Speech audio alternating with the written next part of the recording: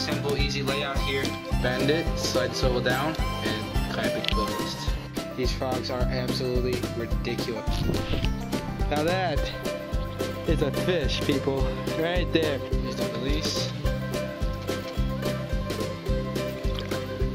Beautiful fish.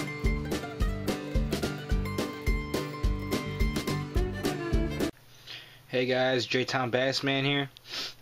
I got something here that I think's really gonna, you guys are really gonna like. It's really gonna stand out for you, and I think it's something that's gonna be able for you to use. And I really wanted to show you because I've been working on it, and I finally got it to how I want it. So I'm gonna show you. A lot of you guys said you fish Alabama rigs, so you know, if you notice that when you throw them in your tackle tray or tackle box, all the wires expand, so they're really like awkward and don't fit well. I hate that, and that's why I created something with my little dividers. What I did was, using a pair of tin snips, which look like these. You cannot use side cutters, you have to use tin snips, and you have to be really careful. So here's tin snips. Okay, so I used a pair of tin snips. That's those right there. And I took my dividers, and what I did is I cut an L into this one, and then a center, cut a little center out, and then a big O in the middle. It's not clean, yeah, I know, but I can't. This is the best I could do, and it still works fine, so I'm not going to complain about it. But I did two sets. So I have two Alabama rigs. So as you can see, I got two sets here. Now the cool thing about this is these can work. You can make this on a 3700 or 3600. The 3600 might be a little bit harder, but the 3700 is really easy to do. This one here has the dividers this way, and then the two sections above here. I would recommend getting a box that has just the 4 rows, and that's what I'm probably gonna do. This is just my deep crank box and just some random other stuff, but I'm gonna throw my Alabama rigs in here for now until I can get a box to put them in. But here's how it works. So say I want to be able to fit 2. So what I'm going to do is I'm going to place one of them at the end down here. Now that's the open circle one, the big open. So all my swivels are going to be out. Then I'm going to place this one right here.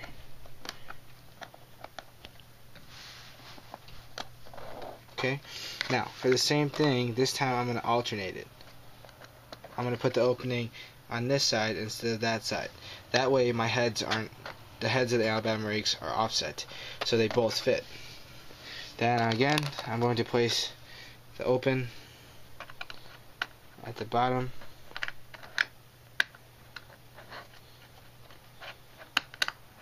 Sorry, it's kind of hard to do this with one hand. Okay, there you go. So now what you're going to do is you put your head down and slide it in, and then put the wires in, just like that.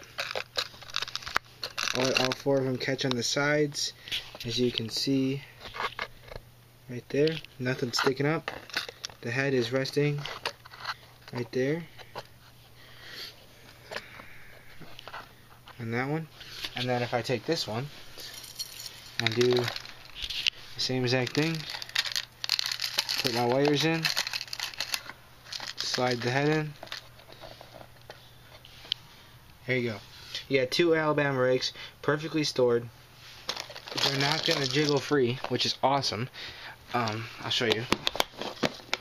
I'm going to tip the box on its side, on the top, flip it back over, on this side.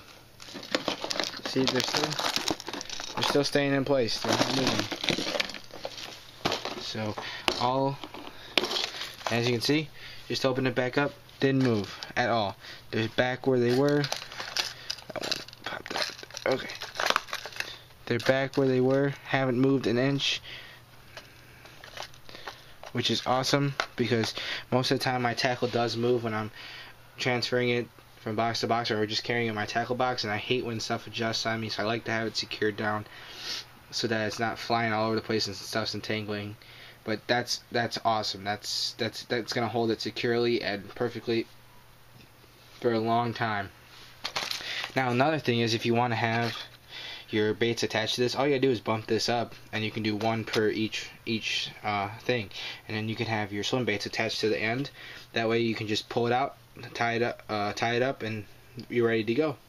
So I hope you'll make one of these. Again, it's really simple. All you need is a pair of tin snips and some dividers. Practice on a few before you actually do it, just to get it how you want.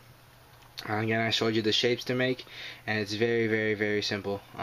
Once you do it and realize how nice it is, you're gonna want to make a bunch for all your Alabama rigs.